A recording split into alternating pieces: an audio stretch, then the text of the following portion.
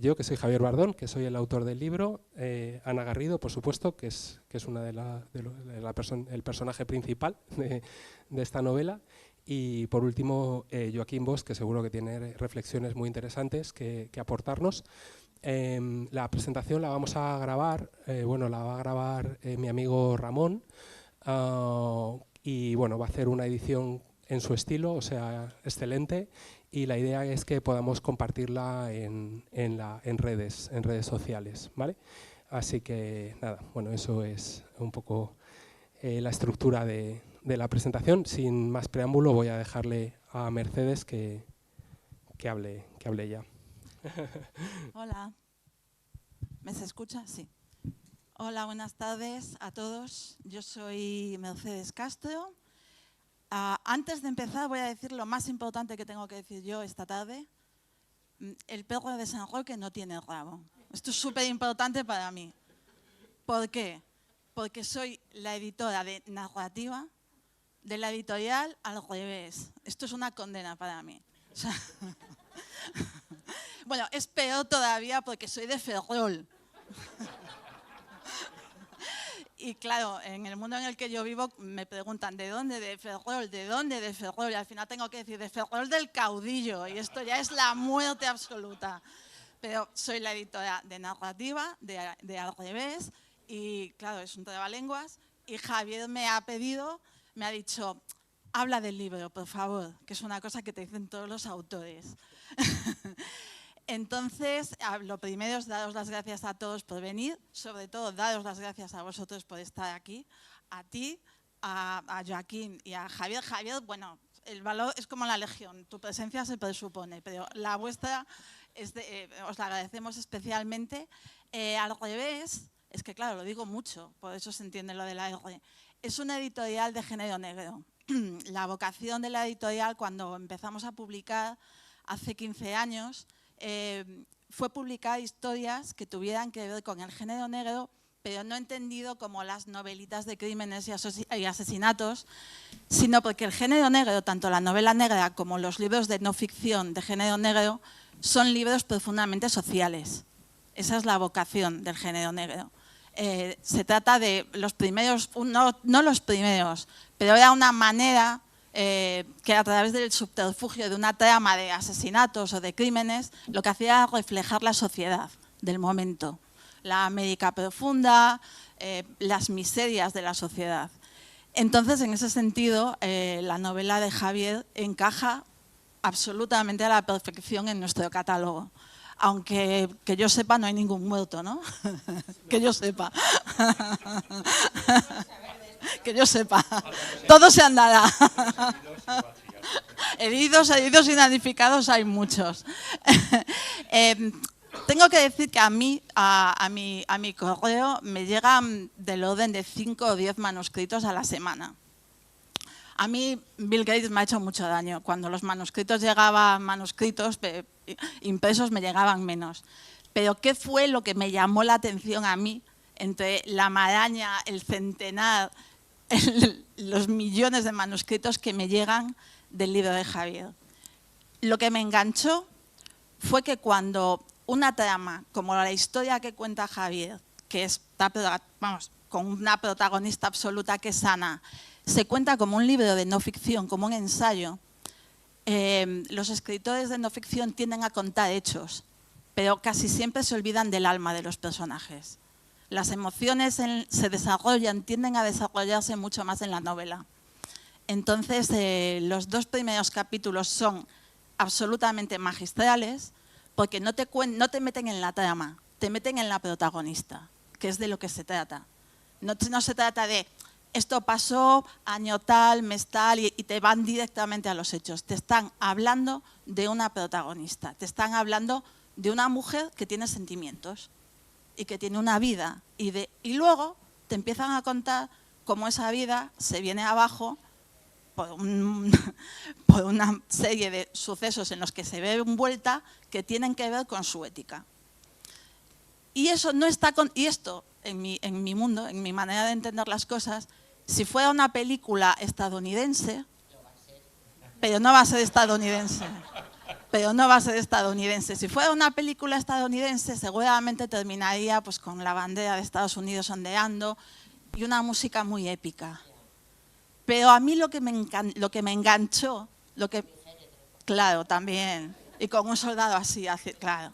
Pero a mí lo que me enganchó fue que no tiene esa épica estadounidense de la bandera y tal. Lo que tiene es que es española. Es profundamente española, nos cuenta a nosotros, nos cuenta como país y nos cuenta como personas. Nos habla del Lazarillo de Tormes, nos habla de la picaresca y nos habla de nuestras emociones y de una realidad en la que todos nos podemos reconocer. Porque todos hemos tenido un jefe sobón. Yo he tenido muchos jefes sobones. Todos hemos tenido un momento en el que te hacen de menos en una empresa, en cualquier sitio, como si fueses invisible por ser mujer, por ser pequeñita, por ser joven. Como que las cosas pasan delante de ti y tú no te estás enterando. Todos hemos tenido amigas y amigos que de repente se dan la vuelta. Todos hemos tenido, más o menos en diferentes momentos de nuestra vida, la tentación de saltar la línea o de no saltarla. Y todos hemos tenido, en mayor o en menor medida, el peligro, el riesgo de atrevernos a pensar y a ser diferentes, a salirnos del guión, que es un poco una de las ideas que tuvimos para hacer la cubierta del libro, a la que le dimos muchísimas vueltas, era poner un cesto de manzanas podridas y una manzana impecable en el medio. Y a veces en el mundo en el que vivimos cuesta muchísimo más ser la manzana impecable que la manzana podrida. Y todos estos dilemas son dilemas a pie de calle, es decir, que tú eres absolutamente diferente, pero te has visto en dilemas en los que en algún momento, en mayor o menor medida, nos podemos sentir totalmente identificados, no nos son ajenos. Y a mí eso es una de las cosas que me parece que el libro nos interpela a todos, porque nos habla de tú a tú. Nos habla de una realidad que conocemos y que no es una realidad actual. Es una realidad que yo creo que está en nuestra idiosincrasia desde hace muchísimo tiempo y que está en el Lazarillo de Tormes, que está en el Buscón, que está en Berlanga y que por desgracia o por fortuna para mí, para mi editorial, por desgracia para nuestro país, está en el libro. Entonces me voy a callar porque voy a dejar que hablen a los que saben y os doy muchísimas las gracias por venir. Te doy las gracias por confiar en nosotros y a ti te doy las gracias por confiar en él. Muchas gracias, Mercedes. Bueno, la verdad es que yo estoy un poco abrumado con estas últimas 2 semanas porque el libro está teniendo bastante eco en medios de comunicación y yo la verdad es que no esperaba esta acogida. Es verdad que el tema es candente, es verdad que bueno, la corrupción está otra vez, ¿no? Es uno de las grandes preocupaciones de la ciudadanía y creo que en ese sentido pues, hemos encajado. Mercedes, gracias por hacerme un spoiler del Lazarillo, porque justo me había traído el libro, esto no lo hemos pactado, ¿vale? Este libro de Lazarillo de Tormes es un cómic, bueno, es un cómic que yo leía muchísimo de cuando era pequeño y tengo una anécdota con él, que es que no sé si alguno habéis ido a las cenas de estas de antiguos alumnos. Yo viví en Elche de los 7 a los 10 años, luego me mudé a Alcalá de Henares y cuando tenía 40 volví a Elche porque me invitaron a una cena de antiguos alumnos. Y bueno, conocía solo a 3 o 4 personas y bueno, estábamos recordando anécdotas y tal. Y una de las chicas que iba a mi clase por aquel entonces dice, mira, yo me acuerdo de ti, dice, porque en el recreo nos leías el Lazarillo de Tormes a la gente de clase. Y yo no me acordaba de esa anécdota, ¿no? Pero es un libro que sí que me marcó mucho cuando era pequeño y que me sabía prácticamente de memoria, ¿no? El Lazarillo de Tormes sale a colación porque hace un par de semanas, hablando también del libro, un amigo me dijo que todos los españoles descendíamos del Lazarillo de Tormes, cosa que es imposible porque el Lazarillo de Tormes es un personaje de ficción, ¿no? No podemos descender de un personaje de ficción, pero él lo que quería decir es que como esa esa picaresca la tenemos todos los españoles, ¿no? Bueno, yo me leí el libro de Joaquín Bosch, ¿no? De La patria de la cartera, que es un libro muy bueno, ¿no? Y él defendía que no, que eso es una idea que es completamente errónea, que es un lugar común. Luego si quizá puede elaborar un poco ahí, pero en principio mucha gente piensa que la corrupción es algo estructural y es algo que pertenece, digamos, a nuestra idiosincrasia o que está en nuestro entorno, de alguna manera.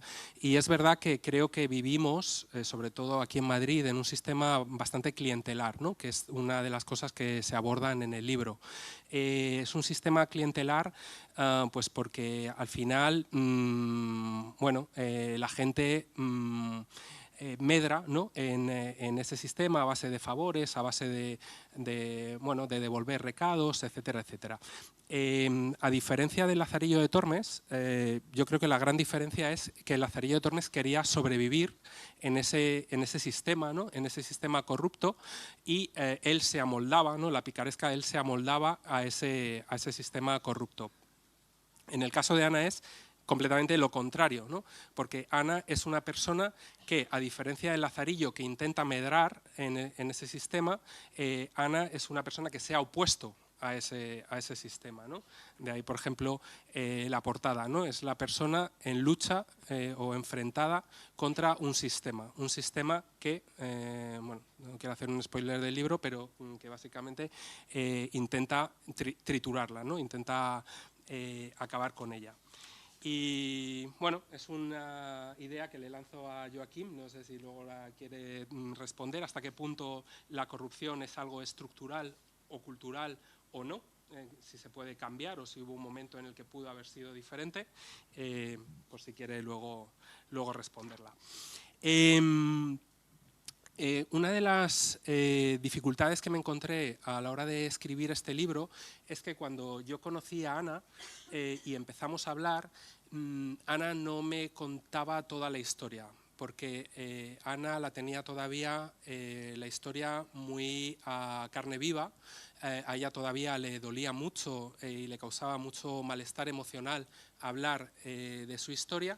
Y entonces ella, cuando me empezó a contar un poco lo más amable de la historia, y no era capaz todavía de abrirse y llegar al fondo del asunto.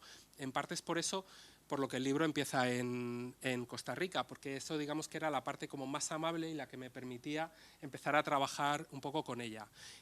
Nosotros quedábamos todos los sábados, la pobrecita se levantaba los sábados y hablábamos a lo mejor 2 o 3 horas, y de ahí, bueno, yo cogía ese material y iba escribiendo, ¿no? Pero yo no sabía cuál era el final de la historia. Y eso, ¿no? Que dicen que hay 2 tipos de escritores de brújula, ¿no? El lugar común de escritores de brújula y escritores de mapa. Yo sin duda soy de mapa, o sea, necesito tenerlo todo estructurado antes de ponerme a escribir y saber por dónde va a ir la historia y qué tengo que contar y tal. Pero en este caso me fue un poco imposible, porque no sabía bien dónde iba a acabar la historia. Me podía imaginar, pero no entendía bien toda la trama. De hecho, al final tuve que ir a Conil a hablar con ella, y en los últimos días hicimos un esfuerzo brutal, quedábamos todos los días, y a ella sí consiguió contarme el final de la historia, ¿no? Bueno, es por eso por lo que el libro empieza con un in media res, ¿no? Que es la figura esta, que el libro empieza a mitad de la historia. De ahí hay un flashback en el que se cuenta todo lo que le pasó a Ana en esa primera época en la que ella investiga y junta todo el dossier, ¿no? Y denuncia, y luego vuelve a Costa Rica para luego volver, o sea, vuelve a España,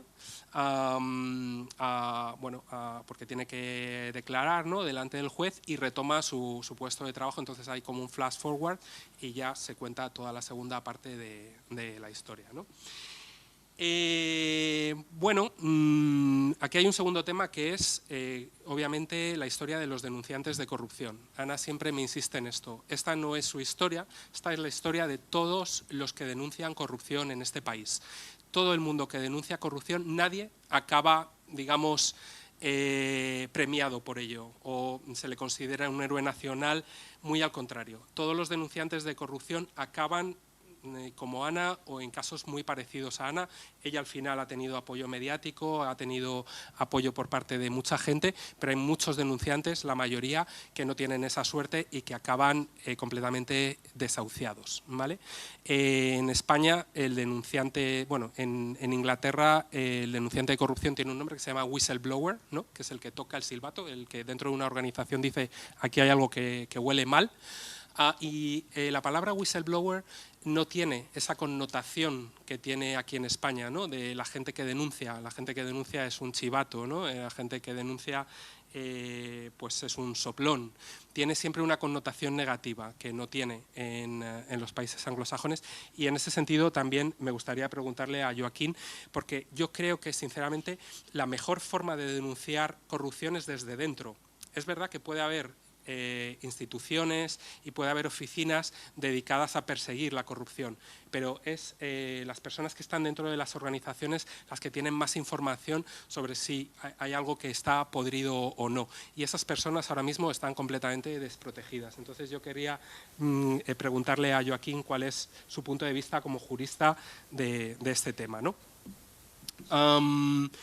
El caso de Ana me parece fascinante porque permite tocar todos los niveles de corrupción. Y en el libro, de hecho, se toca desde la corrupción de grandes titulares, el caso Gürtel, obviamente, uno de los casos más importantes, o si no el más mediático probablemente en la historia de la democracia, pero no solo es esa corrupción a gran escala, sino también el caso de Ana permite ver muy bien la corrupción de baja intensidad, ¿no? La de los concejales que de repente te sacan entradas para un partido en el Bernabéu, que te priorizan en una lista de espera del hospital, que te, no sé, en el libro, por ejemplo, uno de los personajes que más trabajó con Ana, que te hace upgrades de turista a clase business, ¿no? Que tú compras el billete en clase business y él te hacía…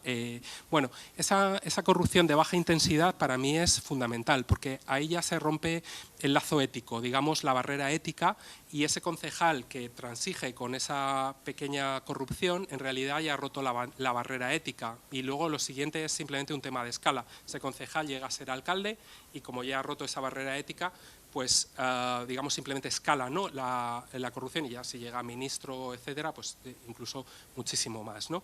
Entonces es un caso que me encanta por eso, porque permite hablar de esos dos tipos de corrupción, de gran y de pequeña intensidad.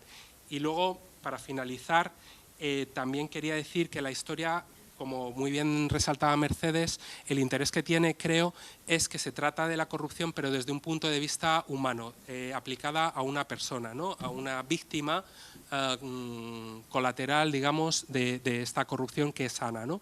Cuando la gente ve los grandes titulares de periódico, la lucha política, ¿no? Utilizan unos casos u otros para tirarse los trastos, pues debajo de esos grandes titulares y de esos casos hay gente como Ana, cuya vida pues se queda prácticamente arruinada. Y esa parte me interesaba porque yo me he leído bastantes libros de corrupción, algunos de ellos son muy buenos. Si os tengo que recomendar uno, recomendaría La ciudad de la euforia, sobre la corrupción de Valencia, que es absolutamente graciosísimo, no sé si lo conoces, Joaquín, pero siempre se abordaba la temática desde un punto de vista periodístico. Un periodista, ¿no?, que ha investigado y te cuenta pues un poco cuál es la trama, nombres y apellidos, etcétera, etcétera. A mí de este caso me interesaba también el lado humano, que es lo que he intentado reflejar también en el libro. Las dos partes un poco, ¿no?, porque al final también, claro, a la gente le interesa la trama Gürtel, ver los detalles, pero digamos desde un enfoque un poco más humano, ¿no?, de una persona como Ana.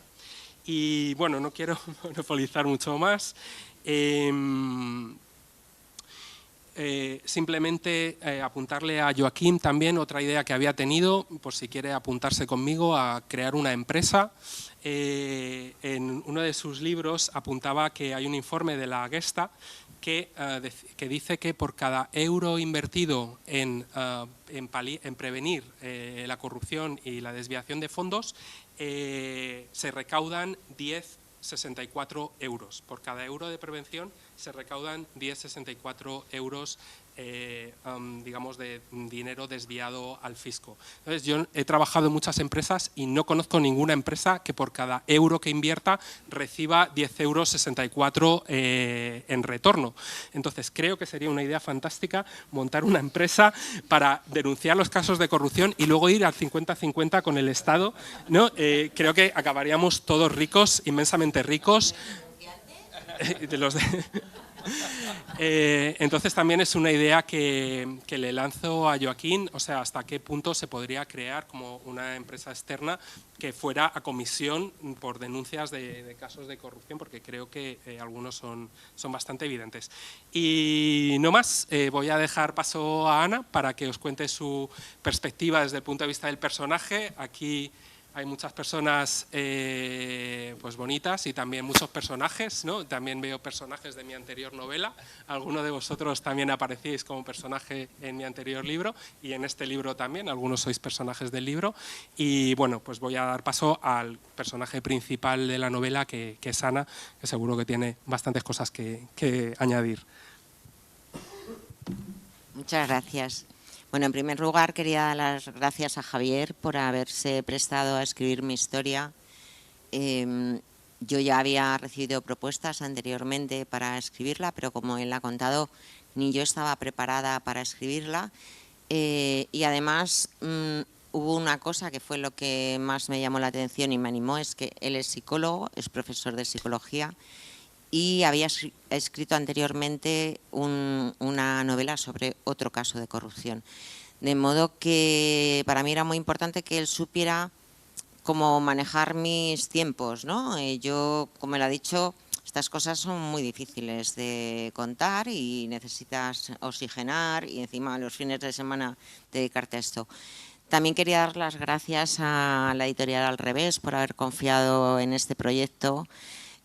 Yo cuando como tú has dicho, leí que erais especialistas iba a decir magia negra, en novela negra. En novela negra yo decía, pero porque Javier era el que se encargaba de entregar el proyecto en las editoriales y yo decía, Javier, pero ¿tú estás seguro de novela negra? ¿Va a encajar? Que sí, que sí, que sí. La cuestión es que os agradezco muchísimo porque está saliendo todo fenomenal en cuanto a distribución, en cuanto a todo, o sea que muchas gracias a la editorial.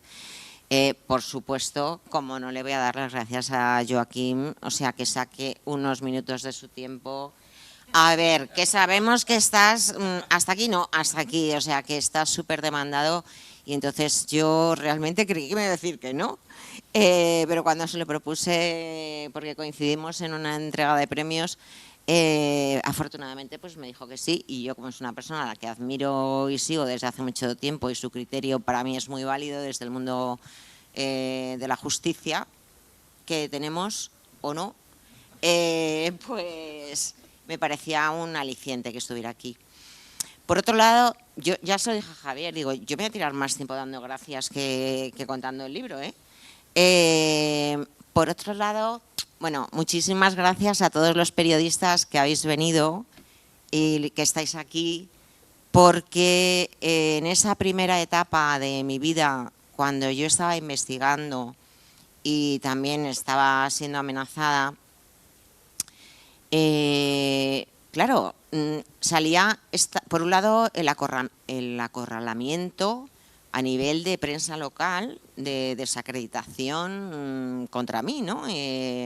Porque, bueno, luego os contaré, como ha dicho un poco Javier, este libro podía servir para cualquier denunciante de corrupción de cualquier partido político, o sea, es de patrón, de manual. Y, de hecho, bueno, aquí tenemos a Luis Gonzalo Segura, que también es denunciante de corrupción, de la corrupción en el ejército, pero que quiero decir que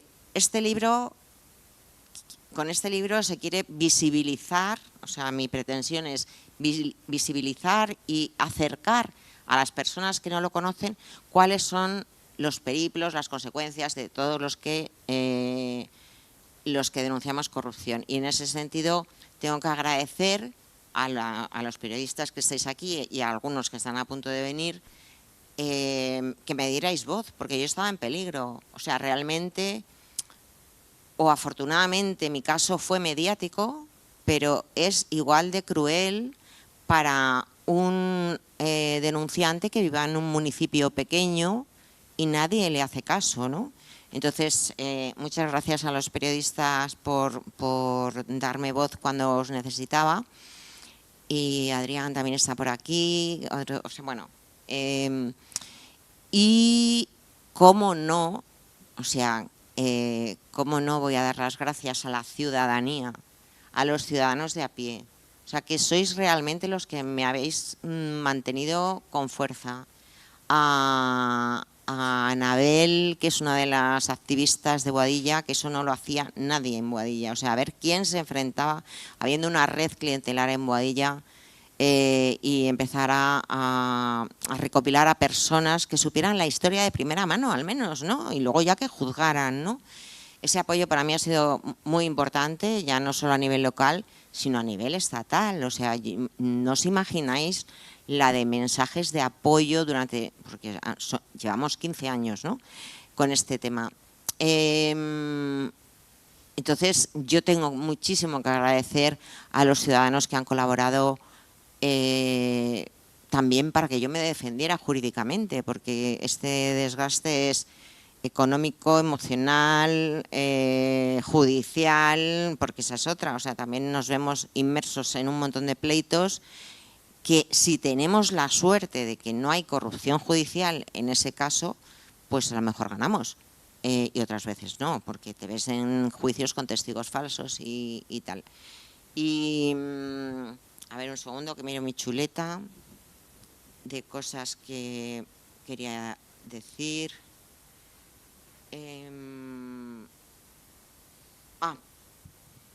Y bueno, y quiero anunciar públicamente que ha sido un poco casual, pero bueno, ha sido así.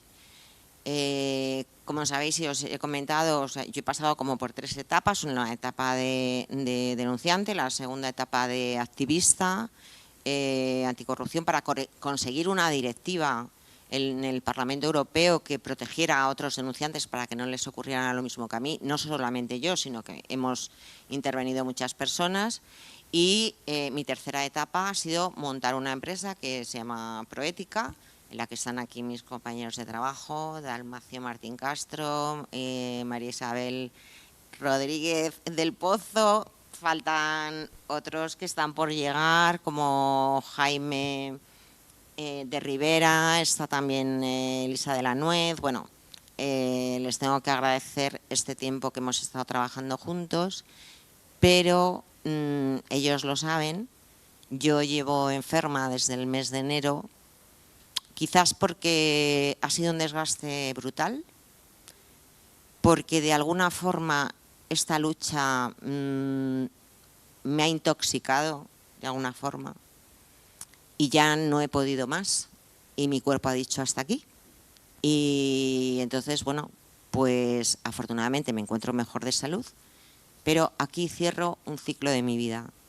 Y casualmente, porque yo no he elegido en qué momento se iba a escribir el libro, porque llevamos 2 años, se supone que yo, la prescripción médica que tengo desde enero es no ver las noticias, no hablar de corrupción, no participar en las redes. Y bueno, reconozco que me ha servido mucho estos meses en estar alejada de todo esto, y es lo que pienso seguir haciendo, porque quiero ser no una superviviente como llevo siendo hasta ahora, porque esto desafortunadamente conmigo no han terminado todavía. O sea, yo todavía sigo recibiendo coletazos a nivel judicial, pero he decidido que quiero ser una persona feliz, tranquila, ser una disfrutona de la vida como yo era antes, y obviamente estoy abierta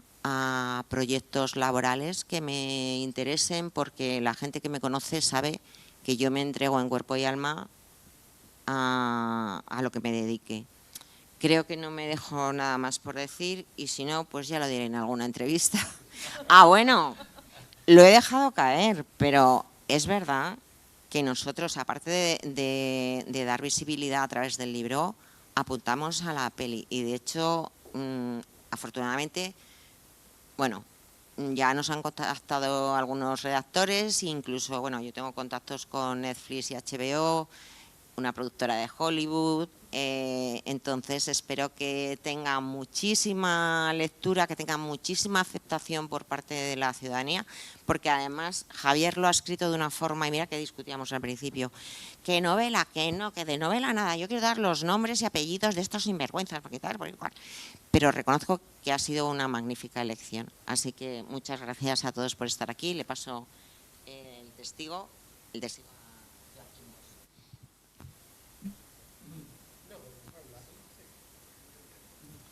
Bueno, nada, buenas tardes a todas y a todos. Muchísimas gracias por vuestra amable invitación a Ana y a Javier. Evidentemente, si no tenía una causa que imposibilitara estar aquí, me parece que para mí era una obligación personal por todo lo que representa la lucha de Ana Garrido, todo lo que ha afectado su vida y todo lo que ha aportado para la calidad democrática de nuestro país. Y lamentablemente, en materia de corrupción, no hay tantas y tantas personas de las que se pueda decir lo mismo.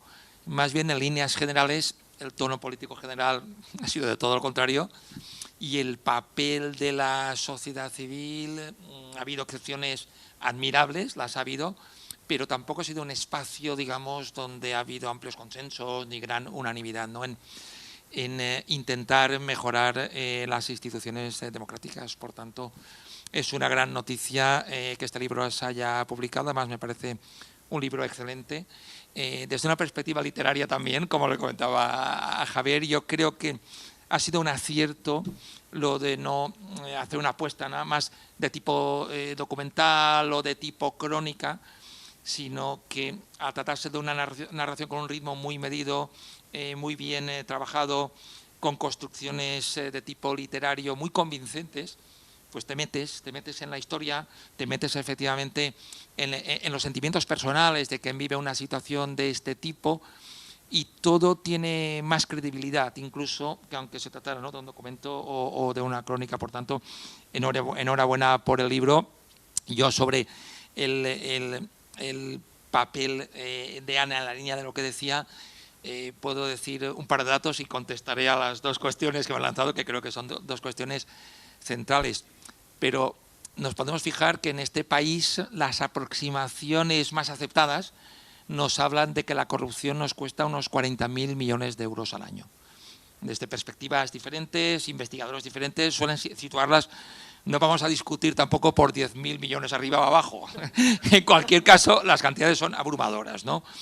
Y no es solo la corrupción en sentido estricto, sino las manipulaciones sobre la competencia, la colusión, los pactos inconfesables entre la gran empresa constructora del país que manipulan la libre competencia. Ahí tenemos un organismo oficial como la Comisión Nacional de los Mercados y la Competencia, que nos dice que este fraude de la libre concurrencia, sea por la corrupción o por otros motivos, el informe que ellos decían nos hablaba de 50.000 millones de euros al año, obviamente más que la corrupción en sentido estricto. Y claro, cualquier persona que se aproxima al problema, y yo personalmente llevo décadas, ¿no?, estudiando, leyendo, intentando aprender y entender, claro, te salta absolutamente una pregunta que es obligatoria. ¿Cómo es posible que se muevan estas barbaridades, ¿no?, de millones de euros sí que desde dentro de esas administraciones nadie diga nada? Yo puedo entender desde la perspectiva humana al corrupto que quiere forrarse, ¿no?, aunque sea un sinvergüenza. Claro, tenemos que dar una respuesta a por qué personas que no son corruptas, que están ejerciendo funciones públicas, saben perfectamente lo que pasa, porque es evidente que Ana no era la única que sabía lo que pasaba en el Ayuntamiento de Boadilla. Claro, y esto multiplicado por todas las administraciones públicas de este país, ¿no? Y claro, esa pregunta merece una respuesta necesaria, ¿no? ¿Por qué hay tantas complicidades, al menos tácitas, ¿no?, sobre estas cuestiones? Y claro, pues una respuesta necesaria nos tiene que llevar pues a lo que es el sistema clientelar de funcionamiento de la administración pública de este país, que esto tiene honda raigambre desde el siglo XIX al menos, ¿no? Desde los turnos de la Restauración, pasando por el franquismo, a las dinámicas de la transición que generaron las redes clientelares de los principales partidos de este país, que continúan hoy todavía con decenas de miles de asesores de partidos en lugares donde tenía que haber técnicos, funcionarios independientes e imparciales como ahora. Porque como ella sabe muy bien, cuando el técnico imparcial no te firma lo que quiere que te firmen, pues se buscan 1000 fórmulas para que el asesor de partido o quien sea, pues poder burlar ese control. Y si eso no es suficiente, pues desde las dinámicas clientelares, pues aplastarte a través de las operativas del palo y la zanahoria. El que te firma y el que entra a la red clientelar, tiene todas las prebendas, y el que no, pues cara a la pared. Si puedes expulsarlo mejor, si le puedes hacer la vida absolutamente imposible, y Ana sabe el calvario que tuvo que sufrir, pues esta ha sido efectivamente una dinámica que Ana es la persona que ha visibilizado más esa lucha, pero que cualquier persona que se haya atrevido de manera excepcional, en líneas generales, a contrariar, pues sabemos cuáles han sido las consecuencias. Entonces, claro, esto que estoy comentando en un contexto como el del caso Gürtel, pues hombre, el tanque es grande, pero es infinitamente más grande todavía, ¿no? La fila de tanques, ¿no? Enfrentarse casi en solitario. Claro, el caso Gürtel, yo tampoco quiero que hagamos un concurso, ¿no? Pero el caso Gürtel probablemente es el gran caso de corrupción de la democracia. Es cierto que el premio está muy disputado, porque es verdad que casos tan sistémicos, pues el caso de los seres en Andalucía fue un caso con fuertes elementos sistémicos, los casos del 3%, de Cataluña, la familia Pujol, del caso Palau, también tienen elementos sistémicos. Veremos qué es lo que pasa, por cierto, con el caso Koldo Ábalos Cerdán, que tiene algunos elementos de similitud, ¿no? Con lo que es el caso Gürtel. No ha llegado, de momento, toco madera, de momento no ha llegado a sus dimensiones, pero sí que tiene puntos en común en la forma, ¿no? En la operativa a la hora de actuar. Pero creo que el caso Gürtel, al menos en mi opinión discutible, se lleva el primer premio por una razón sobre todo de dimensiones cuantitativas y cualitativas que nos dicen los hechos probados de la sentencia. Lo que nos dice la sentencia es que se organizó una red con dinámicas corruptas que juntaba a empresarios corrompidos y a políticos corrompidos de multitud de administraciones de todo el país, que tenía una ramificación que llevaba a derivar a través de la trama de sobornos millones de euros en dinero negro a la caja fuerte que estaba en la sede de uno de los principales partidos del país. Esto lo dice la sentencia, no creáis que yo me he vuelto loco, y aquí eso es lo que dice la sentencia.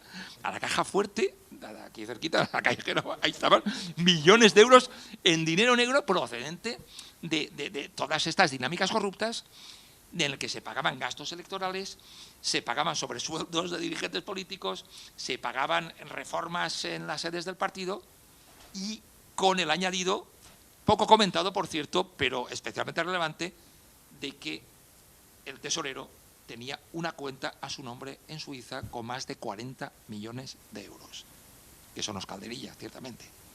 Hoy todavía no sabemos de dónde venía ese dinero, aunque podemos sospecharlo, ni si era del tesorero, si era del partido. No, claro, una sola persona meterse en el punto desde el que nació gran parte del caso Gürtel, que fue el ayuntamiento de Boadilla, pero que destapar esto era abrir un espacio de investigación contra todo, pues efectivamente es un peso personal enorme, y que ya efectivamente pues sí, claro que sí. Es que si no me muero. Claro que sí. Y que además Me gusta más que diálogo. Es que además que esta gentuza, porque concretamente está en cuestión, que conozco también y que he seguido el juicio, que diga, y me da igual que sea este gobierno que otro, que tal, porque me he reunido con todos los grupos parlamentarios a lo largo de estos años, y que digan que no hay dinero ni presupuesto para reparar la situación en la que nos hemos quedado los denunciantes de corrupción O sea, vamos a ver, yo, y no quiero entrar en polémica, pero es una de las cosas que digo siempre, a ver, ¿cómo es posible que una persona que ocupe un puesto político, que ha robado lo que ha robado, que gracias a los denunciantes y gracias a los denunciantes de corrupción y no a la Fiscalía Anticorrupción, se desvelan más casos de corrupción? Y resulta que ellos tienen sueldos vitalicios y yo tengo que estar pidiendo comida en Cáritas. Os lo digo de verdad, ¿eh? Después de todo lo que ha pasado. O sea, a mí esto no me cuadra de ninguna de las maneras y es más, no solamente no me cuadra y no me quiero enervar, es que me parece una falta de humanidad de tal calibre que es que yo hablo muchas veces de la psicopatía del político, porque está tan distante de las necesidades, de la realidad, a todos los niveles, ¿no?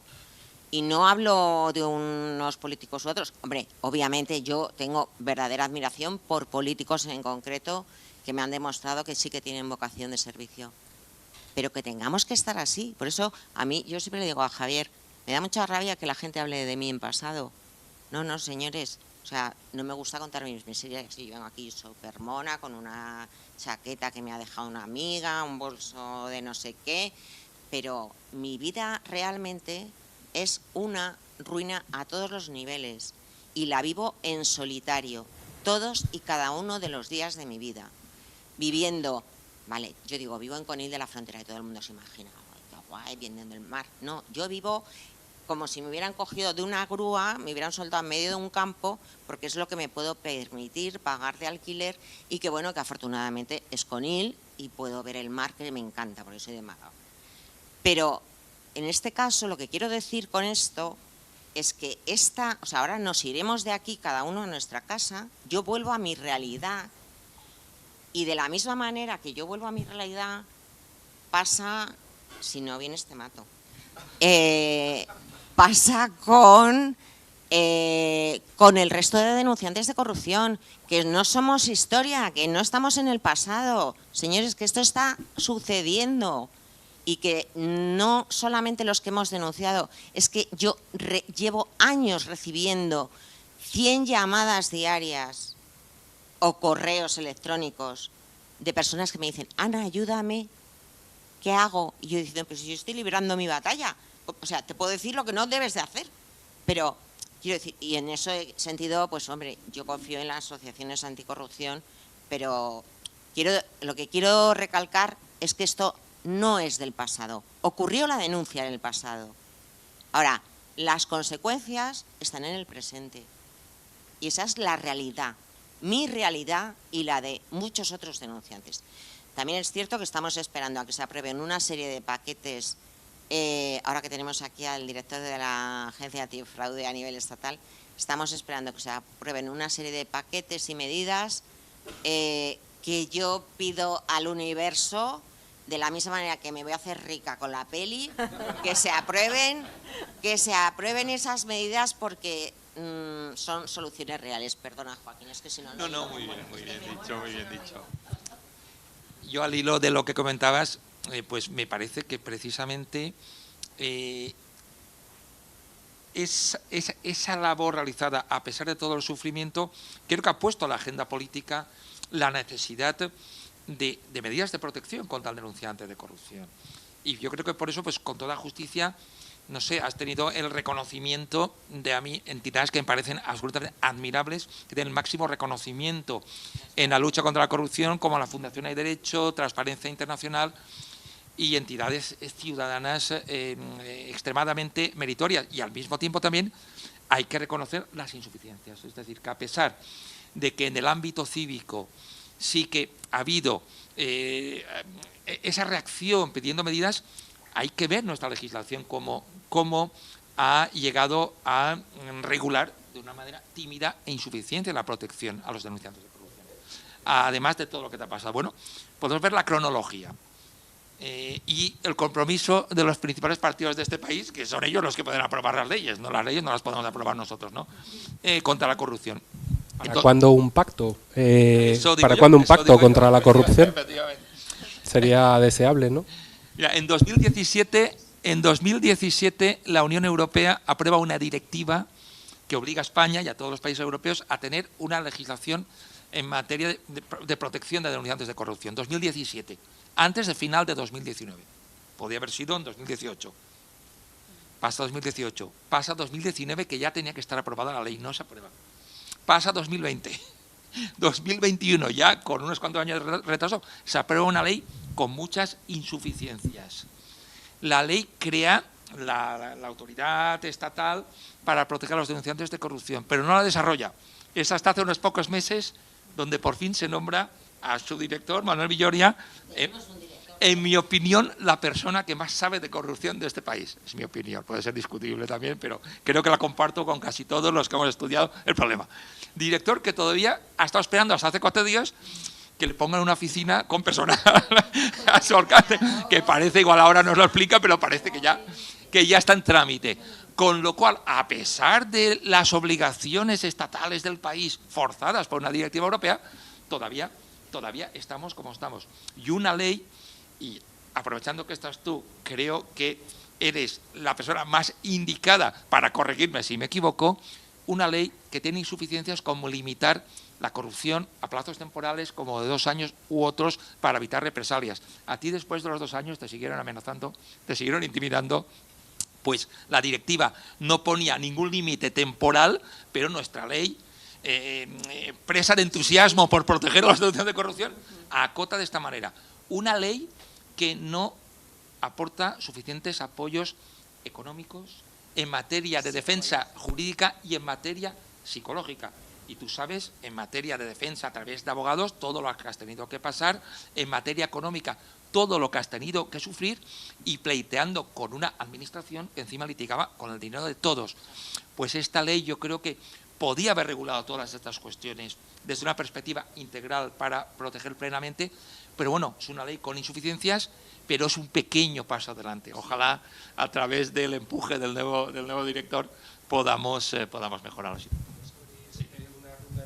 Sí, yo voy pasando el micrófono.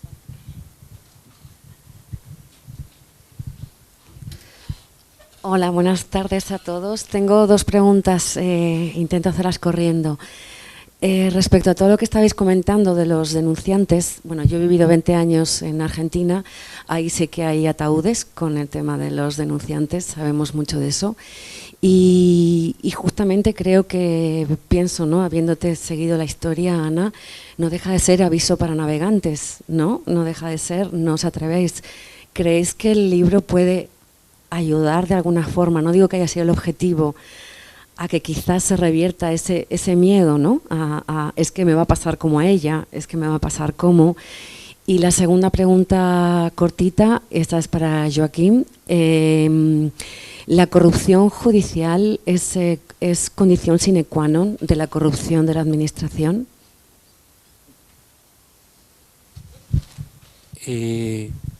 Bueno, en cuanto a la primera pregunta, gracias. Creo que el libro intenta exponer lo que pasa. Intenta visibilizar el problema que hay con los denunciantes de corrupción, porque es eso, que no se sabe. El caso de Ana siempre me ha dicho, es que mi caso ya tiene muchos años, es que la gente no se acuerda de ello, ¿no? Claro, creo que en el libro se visibiliza ese silencio, ¿no?, que hay alrededor de los denunciantes de corrupción, que es terrible para ellos, porque todo el mundo les deja de lado. Y bueno, claro, esa es la gran pregunta cuando tú te lees el libro, es, y yo sabiendo todo esto, ¿qué haría? ¿Denunciaría o no denunciaría? Y es una pregunta que creo que en el libro intenta apelar a los lectores para resolverla, para que ellos piensen por sí mismos qué harían o qué no harían. Y desgraciadamente, bueno, la respuesta no lo sé.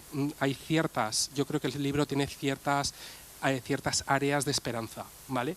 Al final yo siempre le digo a Ana que bueno, su caso es verdad que su vida ha sido aniquilada, pero también ha conocido a gente muy interesante alrededor y ha sido una vida singular y ha sido una vida con mucha dignidad, y yo creo que eso también es positivo, ¿no? Me parece a mí. Pero bueno, la segunda pregunta es... Sí, empezando por el final. Yo personalmente igual me equivoco, pero yo no creo que en este país exista un problema de corrupción judicial. Puede haber jueces corruptos puntualmente, pero vamos, yo he estudiado con jueces y juezas de Centroamérica, sobre todo de Honduras, de Guatemala, y allí sí que hay un problema de corrupción judicial, militar, policial, de muchos ámbitos. En España, al menos con los datos que tenemos, sí que tenemos elevados niveles de corrupción política, comparados también con otros países europeos. Bueno, eso hay que ver el listado, la calidad, la cantidad. Y además creo que el enfoque integral de conjunto no debería poner un énfasis desproporcionado a la respuesta judicial. La respuesta judicial siempre es tardía, siempre llega tarde, cuando el daño ya se ha producido. Y lo que llega a los juzgados realmente es la punta del iceberg. La inmensa mayoría de las prácticas corruptas de este país, la que llega a los 40.000 millones de euros, eso no llega a los juzgados. Y mi impresión es que, en líneas generales, si la respuesta judicial no es adecuada, en gran parte es por la falta de medios y por la falta de recursos, no por falta de voluntad. Sin duda puede haber jueces que se vendan a un partido político o que miren hacia otro lado. Pero en este país, si se han llevado adelante centenares de causas de corrupción, es porque ha habido centenares de magistrados y magistradas que con pocos recursos y con muchas dificultades han hecho un gran esfuerzo. Y hemos tenido presidentes autonómicos en prisión, alcaldes, concejales, al señor Urdangarín y a otros. Es decir, que por supuesto que la corrupción judicial siempre será un problema para perseguir la corrupción, pero creo que el problema no está en el nivel judicial, que es el último, sino está mucho antes. Está en impedir prácticas que hoy son muy habituales, que están muy instaladas en las administraciones públicas. Y es en ese nivel muy previo donde se tiene que actuar. Y esto me lleva a hablar de la picaresca. Me lleva a hablar de la picaresca, porque efectivamente, ¿cómo actuar? Es decir, si no es el esfuerzo en el ámbito de corrupción judicial, que yo creo que no es ahí donde hay que poner la carne en el asador, no es tan necesario, sino en otros ámbitos, ¿dónde se debe poner? Lazarillo de Tormes era una persona que estaba en la periferia del sistema, era un excluido social. La palabra hambre es la que más se repite en el Lazarillo de Tormes. Las trastadas que le hacía al pobre ciego y todo esto no tenía nada que ver con robar fondos de la caja pública. La corrupción es un abuso de poder para obtener un beneficio, público que va a parar la ganancia a bolsillos privados. Es un abuso de lo público en beneficio privado. Los corruptos no son excluidos sociales, sino son privilegiados. Son gente que vive mejor que la gran mayoría de la sociedad, pero todavía quieren vivir mejor robándonos a todas y a todos. Si nos fijamos, Lazarillo de Tormes tiene muy poco que ver con Bárcenas, con Urdangarín, con Roldán y con Arturo González Panero, exalcalde de Boadilla, hoy en prisión contra la justicia. La corrupción nos marca más que este tipo de problemas culturales de los que se habla mucho. Yo creo que la corrupción no se debe ni a causas genéticas, no somos un país biológicamente corrupto, ni geográficas, ni gastronómicas, ni climatológicas. Es decir, el día que tengamos un desarrollo institucional como el de Dinamarca, Nueva Zelanda, Suiza, si seguimos teniendo corrupción, le damos la culpa a la paella, a la sangría, a la siesta, a lo que queramos. Pero mientras no lo tengamos, lo que tenemos que hacer es desarrollarnos institucionalmente como las democracias más avanzadas. Y esto implica hablar pues, de controles en la administración pública, en materia de contratación, como vemos en los audios del caso del caso Koldo, lo fácil que es todavía hoy manipular la contratación pública, mucho más fácil que en Dinamarca, desde luego, acabar con esas redes clientelares, mejorar los controles internos, acabar con las puertas giratorias, acabar con los aforamientos que siguen dificultando la lucha contra la corrupción, es decir, mejorar los mecanismos de transparencia, porque como escribió muy bien un gran magistrado norteamericano, la luz del sol es el mejor desinfectante. Hay que poner luz donde todavía hay mucha opacidad. Y hay que ver también algunas dinámicas de las que se habla poco. Una de las cosas que no he comentado, que me ha gustado mucho de tu libro, que me ha hecho recordar algo que se tendría que estudiar más y que está poco estudiado, que es la variante de la perspectiva de género. Yo, volviendo a leer tu libro, es un tema que abordé en La Patria, en la cartera, que creo que merece más análisis. que es que está demostrado de manera matemática que en los países en los que hay más igualdad y hay más mujeres en las instituciones públicas, la corrupción es más baja. Y alguien puede preguntar, ¿por qué será? Hay varias explicaciones que intentan aportar ese dato, pero una de mis respuestas es que yo tengo la impresión que la corrupción no se vota propiamente en las instituciones, sino que se perpetra y se decide en espacios oscuros, informales, que manejan los hombres. Y en los audios del caso Koldo, todas esas historias, esa visión que tienen de las mujeres, donde surgen, digamos, estos pactos y estos acuerdos, siguen siendo mayoritariamente espacios de hombres. Por tanto, en la medida en que mejoremos nuestras instituciones, que sean más igualitarias y que estén mejor estructuradas, bajaremos la corrupción. Porque si la corrupción es un problema genético o de la picaresca del Renacimiento, estaríamos apañados, ¿no? Te doy toda la razón, pero yo pienso que, no sé si se entiende, que hay una cosa, estos días que se han vuelto refugios, yo me acordaba del libro, porque él hacía unas películas muy paradigmáticas que eran siempre un individuo contra el sistema. Era un rasgo súper característico de él. Y en este caso, el libro, que son muchos libros en uno, porque hay momentos de mucha tensión, también hay momentos en los que es impecable todo el desarrollo judicial, porque yo, aunque sea una humilde editora, estudié Derecho en la Autónoma. Y entonces yo le prestaba mucha atención a eso, porque a mí me cojean muchos libros por ahí, por ejemplo, porque ves que esa parte no está bien desarrollada.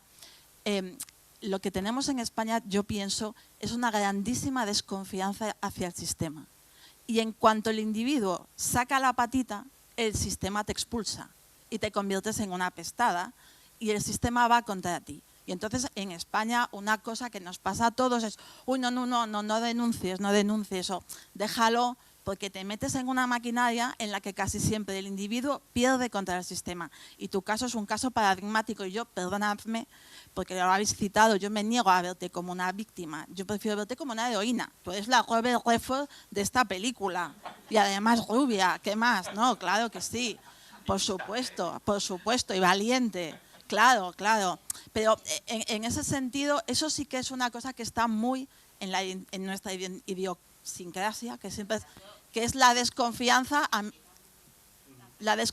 a meternos en el sistema, porque el sistema al que denuncia, al que saca las vergüenzas, al que expone, tiende a rechazarlo. Y ahí sí que somos antisistema todos como el Lazarillo, porque no nos metemos. Sí, un momento. Solo quedan 10 minutos. Yo preferiría que el público hiciera preguntas. Mira, ¿qué quiere Elisa? Sí, bueno, lo primero, enhorabuena. No he tenido ocasión de leer el libro, me lo acabo de comprar, pero sí quería, puesto que nos ha mencionado Joaquín, recordar que Ana fue la primera premio de la Fundación Hay Derecho. Que eso nosotros lo veíamos, como tú has dicho, lo veíamos como algo heroico, pero también queríamos que no fuera algo heroico. Es decir, por un lado el reconocimiento y por otro lado intentar que nadie tenga que ser un héroe o una heroína por denunciar corrupción. Esto es muy importante, seguimos en esto, no lo hemos conseguido, porque hay una cosa que tú también has dicho, es el sistema. Claro, ¿por qué desconfiamos del sistema? Porque el sistema es clientelar y es estructuralmente corrupto. Además, me atrevo a decir esto, creo que tanto Joaquín como Manuel Villoria estaremos de acuerdo, es un problema estructural. Y esto más vale que lo reconozcamos. Y totalmente de acuerdo, esto no es un problema genético, no es un problema del Lazarillo. Siempre digo lo mismo, lo conoceréis los que sabéis más. Suecia era un país enormemente corrupto en el siglo XIX. Lo que pasa es que tiene una gran crisis, pierde una guerra con Rusia, pierde Finlandia, se ponen las pilas, pasan muchos años, porque las reformas de este tipo no se hacen de la noche a la mañana, y se convierte en el paradigma de los países, digamos, menos corruptos del mundo. Por tanto, esto no va de genes, no va de nada, va de instituciones y va de cultura, porque, claro, las instituciones también hacen un tipo de cultura. ¿Qué tenemos nosotros? Pues tenemos unas instituciones muy mejorables y encima tenemos una cultura que yo la llamo de y tú más, ¿no? Es decir, vale, yo soy corrupto, pero es que tú eres más corrupto. Fenomenal. Estamos todos encantados en este ambiente, ¿no? Entonces, yo creo que hay que insistir, hay que seguir pidiendo esas reformas. Una cosa fundamental, las medidas tienen que ser preventivas. De nuevo, de acuerdo con Joaquín. No hay corrupción judicial sistémica en España. No es cierto, afortunadamente. Lo que pasa es que los jueces y los fiscales no tienen los medios suficientes. Los partidos afectados tienen legiones, como saben, sabe Ana, de abogados, algunos de ellos pagados con dinero público para enfrentarse, para perseguir a los denunciantes, para ponerles querellas. Es decir, es una guerra absolutamente desigual e insisto que muchas veces se paga con dinero público, que somos los contribuyentes los que estamos pagando a los abogados de los corruptos, que eso también habría que mirarlo. Con todo esto lo que quiero decir es que Ana es un referente para, yo creo que ya podemos hablar de generaciones de denunciantes que han venido detrás tuyo, no sé si es bueno o malo, pero que efectivamente el reto que tenemos pendiente como país es abordar de verdad unas reformas estructurales serias para que las instituciones funcionen de forma diferente, para que haya medidas preventivas, que son las importantes, para que esos funcionarios que miran para el otro lado, esos empleados públicos que dicen, uy, a ver si me van a quitar la productividad, esos asesores que están dispuestos a firmar lo que sea, todo eso vaya cambiando. Y para eso también es muy importante un cambio de cultura y por eso son tan importantes los libros. Si podéis también, desde luego una película de Hollywood sería maravilloso porque eso cambia la cultura de la gente. Y ojalá que podamos seguir viendo a Ana como la vimos el día que apareciste por la Fundación Hay Derecho. La vimos como una heroína, que es exactamente lo que ha sido. Yo estaba deseando comerme los canapés. Salen en el libro una anécdota que yo bueno, o no. ¿Alguna pregunta más? Sí. Creo que es obligatorio que diga algo. Por alusiones, ¿no? Sí. Sí. Bueno, en primer lugar, yo creo que se puede luchar contra la corrupción y tenemos un ejemplo en España. Lo que pasa es que estamos viendo todo un backlash, una vuelta para atrás terrible, pero nosotros hemos estudiado, mis compañeros y yo, Fernando Jiménez y otros profesores, el caso de Valencia, que tú conoces muy bien, Chimo. Y de verdad que en Valencia durante casi 8 años se desarrollaron toda una serie de reformas bastante de impacto, desde transparencia, fuentes abiertas y sobre todo la Agencia Valenciana Anticorrupción, que abrió el primer canal externo, que protegió como pudo en aquel momento. Y los datos que tenemos es que tras todos esos 8 años, y son datos cuantitativos que te pasé en su momento, ahora tenemos el artículo publicado, ahora se publica en una revista estadounidense y espero que dentro de poco se publique en otra. Los datos cuantitativos nos indicaban que efectivamente, primero, que había mejorado el social empowerment, el empoderamiento social, la gente confiaba más en la posibilidad de luchar contra la corrupción. Segundo, que había una mejora en la confianza institucional y que había una mejora en la percepción de corrupción. Bajaron el número de escándalos y bajó el número de casos. Entonces, los datos indican que se pueden hacer las cosas. 8 años, se podía haber hecho más, seguro, pero ahí hay un dato objetivo de que se pueden hacer las cosas bien.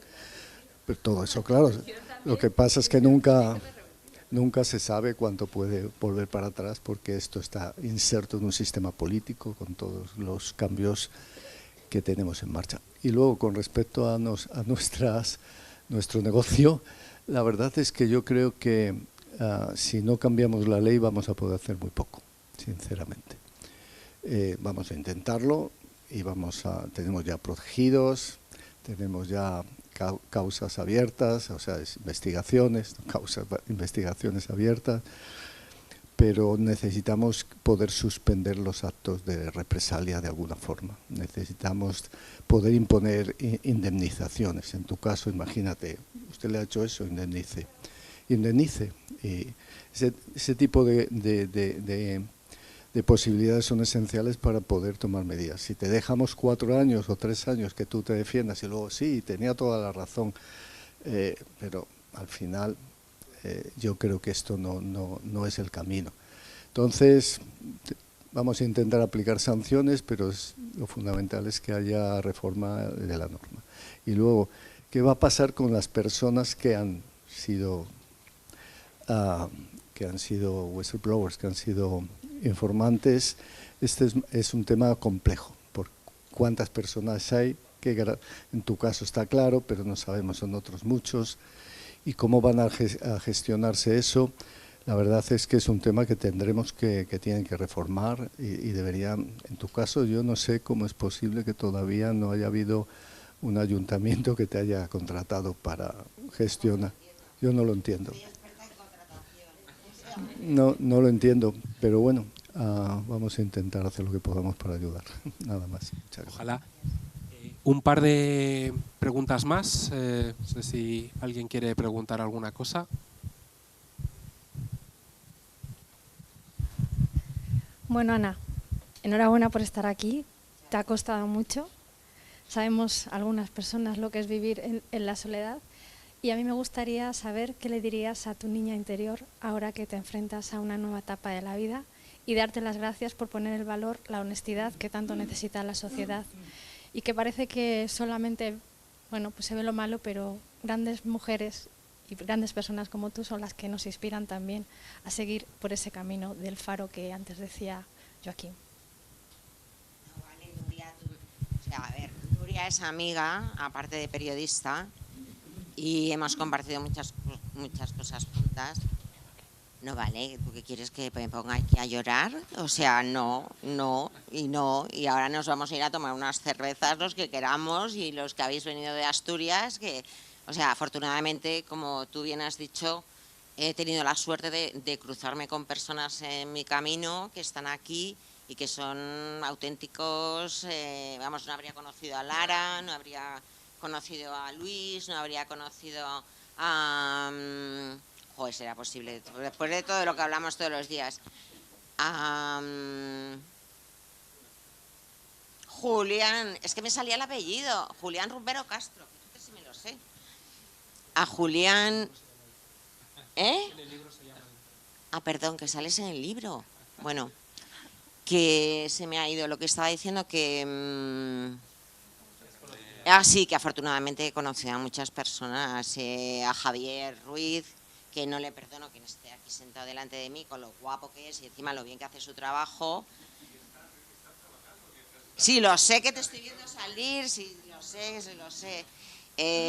Y a Luis Gonzalo Segura, bueno, a muchísimos denunciantes, o sea que afortunadamente en ese sentido, bueno, Adrián Argudo. A ver, no he nombrado a una personalidad de una institución muy importante que es la World Compliance, que está haciendo una labor magistral, hay que decirlo. Y lo de mi niña interior, pues no te lo voy a decir. No, es que si te digo lo que pienso, vamos a ver, por un lado, yo siento que he fracasado contra el sistema, a pesar de todo lo que he luchado. ¿Que se han conseguido cosas? Sí. ¿Que se ha conseguido que haya personas en la cárcel? Sí. Pero mi vida se ha truncado de tal manera que yo se lo comentaba a Javier. Javier, tú vienes aquí a celebrar. Yo vengo a contar mi fracaso. Entonces, otra cosa es lo que yo parezco desde fuera. Y a mí todo... No, porque es verdad que yo yo me tomo las cosas con mucho humor, las personas que me conocéis lo sabéis, y yo parezco mucho más fuerte de lo que soy, pero yo lo único que te puedo decir es que tengo una grandísima esperanza, eso es lo único que puedo decir, en conseguir ya no sé, la he perdido las cuentas de lo de reinventarme. Perdón. Conseguir casi a mis 60 años, que no es fácil para ninguna mujer de 60 años, pero yo estoy muy esperanzada en que lo voy a conseguir esta vez. Porque me siento, igual que en momentos difíciles tuve mucho apoyo, creo que esto le va a calar también a mucha gente, ¿no? Porque la gente no sabe, y eso que decía antes, que esto no forma parte del pasado, que sigue estando candente esta situación. Entonces, de la misma manera que cuando que la ciudadanía se enteró que yo lo estaba pasando mal, y no os imagináis los miles y miles y miles de personas que se volcaron conmigo, pues yo espero que ahora me llamen para decirme: Ana, ¿te interesaría trabajar en tal ayuntamiento? Ana, ¿te interesaría trabajar en tal hotel? Ana, ¿te interesaría trabajar en una empresa de organización de eventos? O sea, eso es lo que me saco de aquí. aparte del cariño de las personas que he conocido, que es que vamos, o sea, en cuanto que salgan nos vamos a tomar unas cervezas y os doy un pedazo de abrazo que ni os cuento, que os crujo. Así que nada, no sé si te he contestado, pero así me voy. Una última pregunta, si tenéis.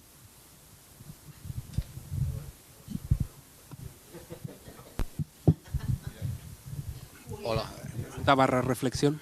Buenas tardes. Hola, Ana. Hacía tiempo que no nos veíamos. Yo tenía pensado decir alguna serie de cosas, pero me las voy a ahorrar todas, porque quiero quedarme con la parte última de tu intervención y esa carga de esperanza, ¿no? Para mencionar, por ejemplo, dentro de la serie de personas que has mencionado, a una que en la novela aparece como, ya sabes a quién te refiero, ¿no? Como la guaja, que cuando la conocimos gracias a Ana era la persona más buena del mundo y seguro que lo sigue siendo. No ha podido venir, así que un recuerdo y un abrazo para ella. Decías también que quieres poner un punto y final. Ojalá que esta novela, que la he leído muy, muy deprisa, tengo que volver a leerla con más calma, sea ese punto y final. Me acuerdo ahora mismo de un personaje de un delicioso cuento de Jean Giono, el hombre que plantaba árboles, y yo creo que tú ya has plantado tus árboles y los de muchísima gente más, así que hazte un punto y aparte. Y como decías, creo que en la entrevista de la SER o en diario, no sé, son tantas cosas que últimamente que igual las estoy mezclando, ya es hora de que dejes de sobrevivir y vuelvas a vivir.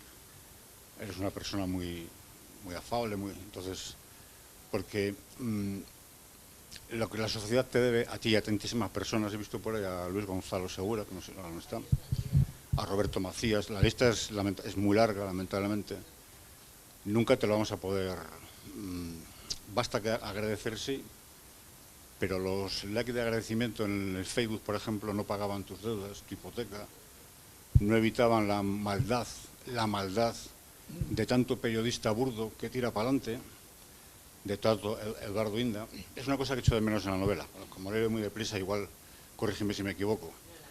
Eduardo Inda entrando en una comisaría acusado de corrupción. Al hilo de algunas de las cosas que ha dicho tanto el juez como un responsable de la Agencia contra la Corrupción, yo creo, no creo que España sea un país genéticamente corrupto, pero la sociedad que depende de tanto sacrificio individual para luchar contra la corrupción, porque si por ejemplo habláramos de la directiva comunitaria y de su transposición, era para hacérselo mirar. Por eso, en mi nombre, solo en mi nombre, y con esto acabo, aparte de darte las gracias como tantas veces he hecho, sobre todo pedirte disculpas. Porque seguramente como ciudadanas y como ciudadanos tenemos que hacernos una reflexión. En Boadilla del Monte tú destapaste la trama Gürtel, no como esa otra señora que lo dijo un día en la Comunidad Autónoma de Madrid, pero la gente sigue votando con mayoría absoluta al partido que hizo posible. Entonces, teníamos que hacérnoslo mirar.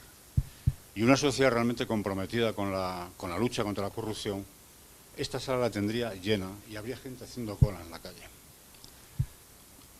No quiero parecer pesimista, por eso digo que me quedo con tu intervención final y ojalá que efectivamente algún día tengamos una clase política. Yo algunas cosas discreparía con el señor Joaquín Bosch, pero me quedo con un libro que leí de él recientemente, La democracia maltrecha, no me acuerdo cómo se titula. ¿Cómo? Perdón, sí, ya ves, el título. La sensación agridulce de que al acabar de leerlo, dices, bueno, no me siento solo. Hay otra persona, al menos otra persona, que piensa como yo, o yo que pienso como... También soy licenciado en Derecho y sé leer textos jurídicos. Pero luego la parte agria de decir, pero es que en un país de 40 y muchos millones de habitantes no puede ser que personas individuales, que ejemplos individuales son los que realmente consigan cosas contra la corrupción. Y perdón por extenderme. Nada, simplemente vamos a cerrar. Ahora en la Plaza del Carmen, en el bar La Cantina, en la Plaza del Carmen, en la cantina, vamos a tomar unas cervezas. Primero vamos a firmar libros y tal. Solo una cosa, esto está siendo grabado, ¿vale? Vamos a distribuir este vídeo porque lo está grabando una persona que hace muy buenas ediciones y porque creo que merece la pena que llegue a mucha gente y que cuanta más gente lo vea mejor. Entonces yo voy a ir a distribuir el vídeo entre la gente que está aquí para ver si lo pueden compartir y que pueda llegar a más gente.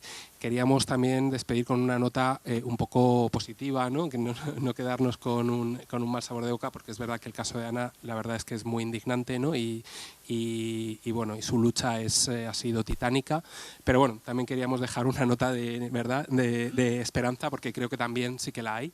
Entonces, no sé, Joaquín, si quieres decir alguna cosa. Yo, francamente, creía que veníamos a hablar hoy de narrativa literaria. Esa es la verdad, esa es la verdad. Obviamente con un tema que era el tema que era, pero resulta que sorpresivamente, yo que soy apasionado sobre todo más que del derecho, de la literatura, ¿no? De la narrativa, ¿no?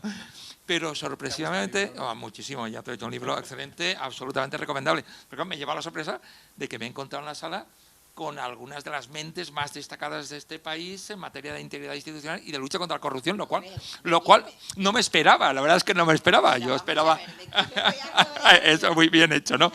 Y entonces, no sé, como mi conclusión personal, por decir algo positivo, pero con absoluta sinceridad, yo es que sí que creo que hay motivos para la esperanza y el optimismo moderado por una razón, porque cuando Ana empezó a luchar contra el sistema, todavía era normal que, por ejemplo, los partidos políticos pusieran candidatos imputados o implicados en temas de corrupción. 20 años después, hoy esto ya prácticamente no es posible. Porque aunque se diga que no, en algunos ámbitos la corrupción ya ha empezado a pasar factura. Y se utiliza en el debate público y desgasta. Entonces yo creo que en esos ámbitos sí que hemos mejorado. Ha habido reformas legislativas insuficientes, pero que son siempre pequeños avances. A mí me gusta mucho una frase de Manuel Villoria, que además se la plagié, citándolo, por supuesto, en el libro, que el círculo vicioso a veces es muy complicado, pero si tú pegas en una parte del círculo, acabas provocando efectos en el resto. Y yo creo que eso es lo que estamos consiguiendo de alguna manera paso a paso, y eso se ve en las encuestas de concienciación ciudadana. Hace 30 años a la gente le daba igual la corrupción, no tenía costes, yo voto que roben los míos si tiene que robar a alguien.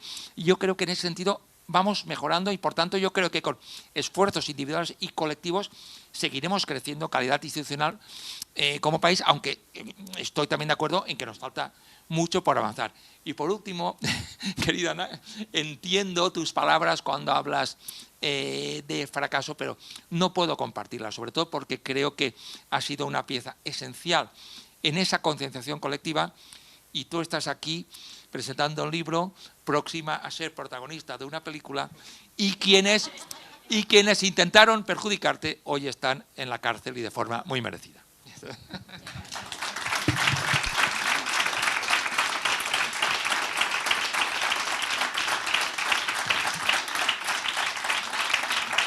Se nos ha ido un poco el tiempo. Joaquín tiene que coger un AVE ahora a las 9, va justito de tiempo, así que vamos a firmar 10 minutos o 15 minutos y si queréis, los que queráis, podemos seguir a la cantina. Gracias.